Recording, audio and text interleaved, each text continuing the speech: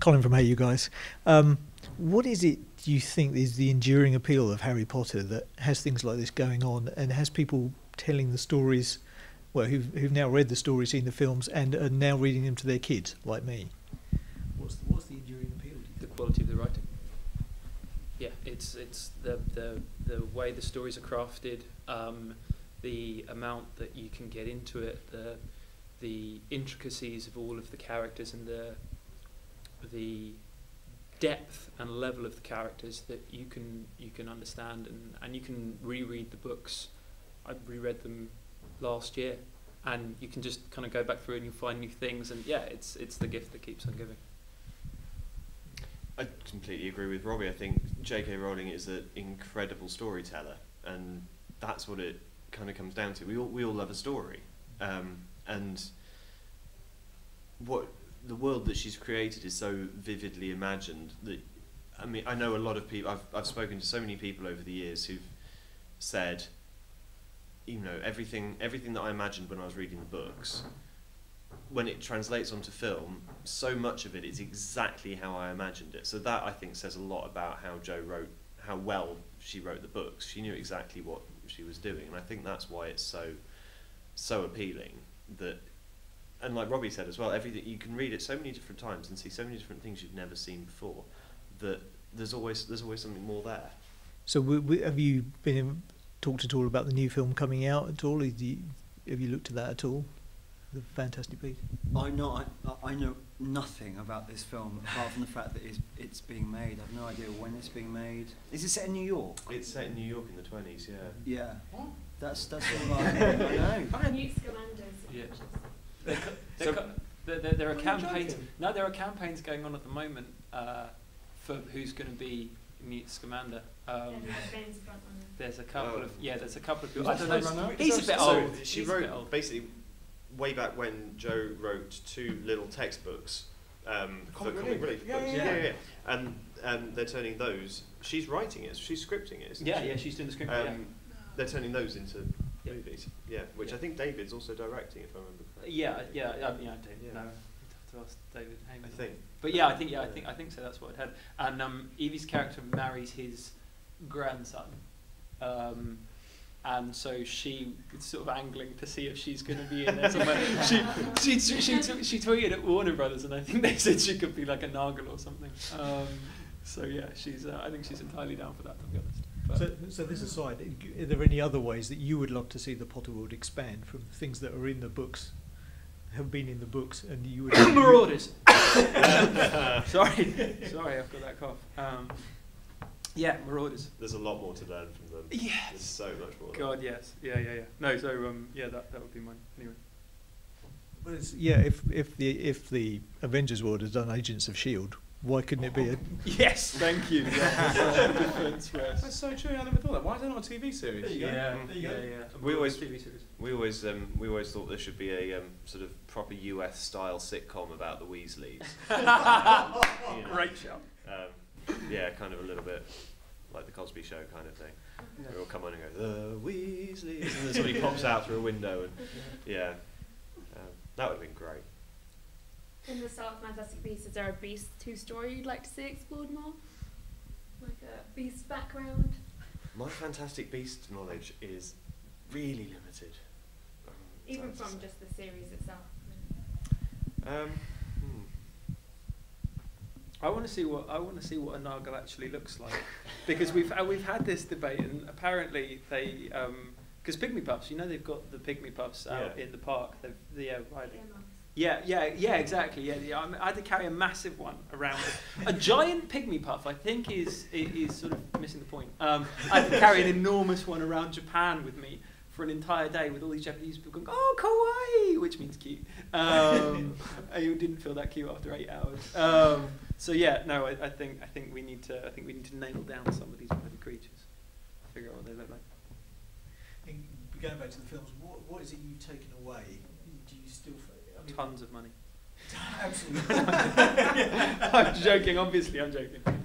Because do you get people telling you stories about what they've taken away? I mean, at cons and things like that, or TV things we stole from set. Well, Okay, let's No, actually, how we've been incriminating is through- this? We've been through a whole variety of things that people have taken on set so far Yeah. today, so if you have Yeah. anything to cough up.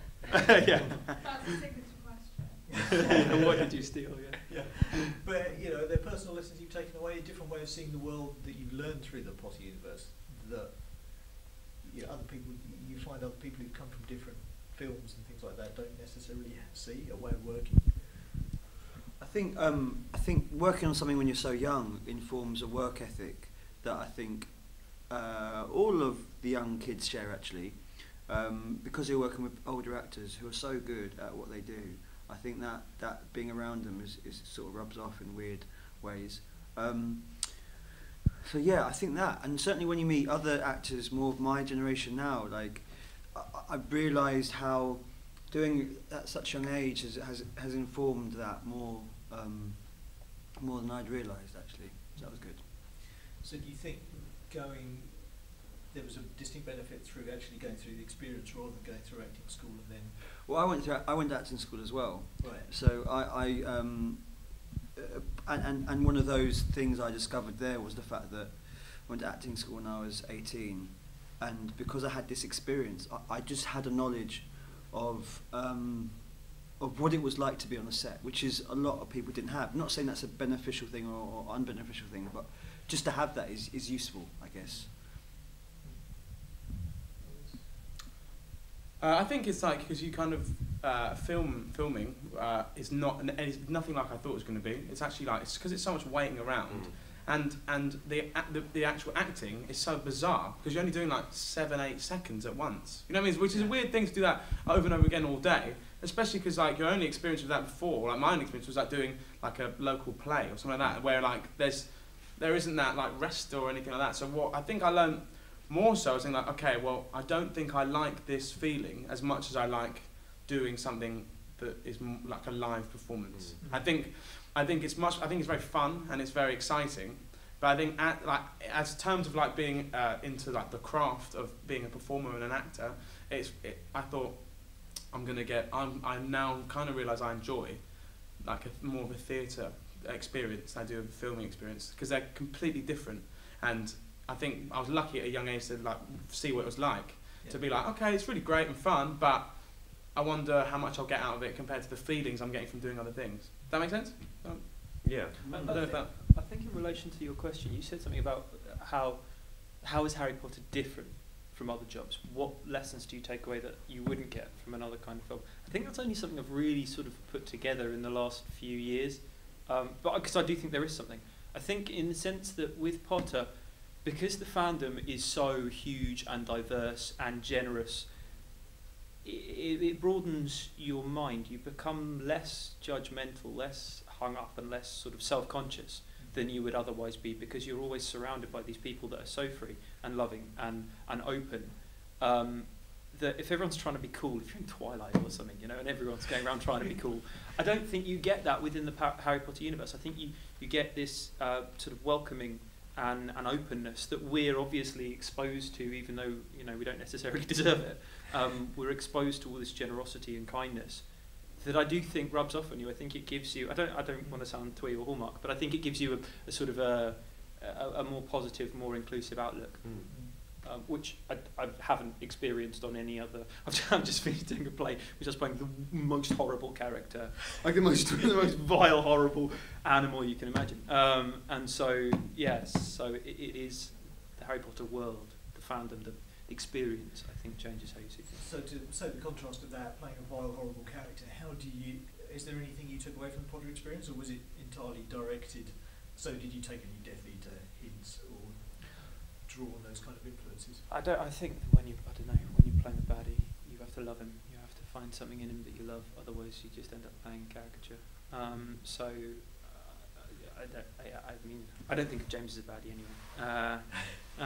But yeah, I think each character, I mean, they inevitably have something of you. They look quite a lot like you, for starters. They wear the same size shoes and stuff. Every character you play has a few similarities, but you just find various things in them that make them unique and special. And with the theme park and the studio tour, is it weird going back there because it feels like being back on set, or is it something that's so kind of different and created for other people to enjoy that it takes away from that a little bit. The studio tour is a very bizarre experience, simply because it's like going, for me anyway, I found it like going back to the house you grew up in, but somebody's moved everything around.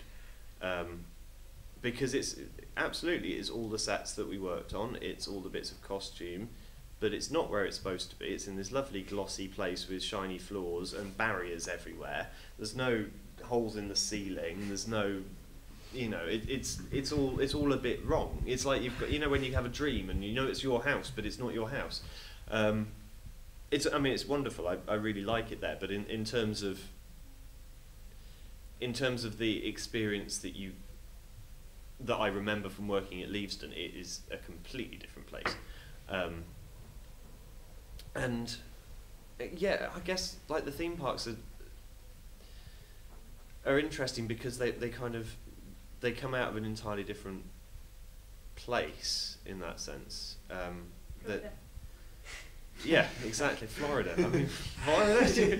Really? No, you think Florida's weird. We did Florida, and then 3 weeks later I went to Japan. Florida was strange. Japan is a whatever. It's the weirdest thing. Seeing all these Japanese, and there's snow. They've taken the same buildings from. They've got snow all over the tops of the buildings, and it's like 40 degrees.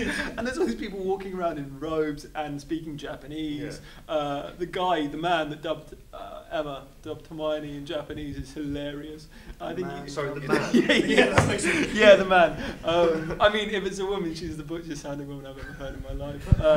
It's hilarious. Yeah, the whole thing is very. You do kind of have to pinch yourself and go, "Whoa, this is weird." I love the theme park in Florida. It is. Have you been? Yeah, it's unbelievable. Like, it's amazing. And I think she was so lucky because it was like at the convention, so it's closed. So it was only Harry Potter fans in the. What was that right? They kept going on. The castle, Dragons, yeah. Dragons, yeah. I felt so sick. Yeah. I've never We been sick on a reverted- ride, and I was like, didn't want to say anything. Yeah. It was like day 3, and I was like, no, I'll be fine. Let's go again. Yeah, we reverted to like 8. We were all like, yeah, let's go again. Oh, I feel sick. It was really bad. It was but yeah, amazing. I think it's I went to the studio tour afterwards, and I was just a bit like, You wasn't that roller where's coaster. your ride? What's going on? Oh, well done. It's a car. Can't throw up walking around. You cannot throw up. I mean, you could, but it'd be, I didn't. Depends how much buzzer be. Yeah, I went in it was in Orlando. I went to the Three Broomsticks and they wouldn't serve me because I didn't have my ID. I was like, I'm James Potter. What? Like, give me a break. No, yeah, I had to get. It was either you or Lawrence had to go up and buy me one. I bought you a beer. Yeah, bring one back, which was very James Potter. That was very good. Yeah, perfect. Being led astray by Zacharias. What's happening with you guys at the minute? What are you involved in? I know you came back from filming to I'm here. Yeah, I've completely migrated to the other side of the camera, and I now work behind a desk in a production office. I have done for the last nearly 4 years now, actually. So I'm working on a pilot for 20th Century Fox from the guys who created Sons of Anarchy.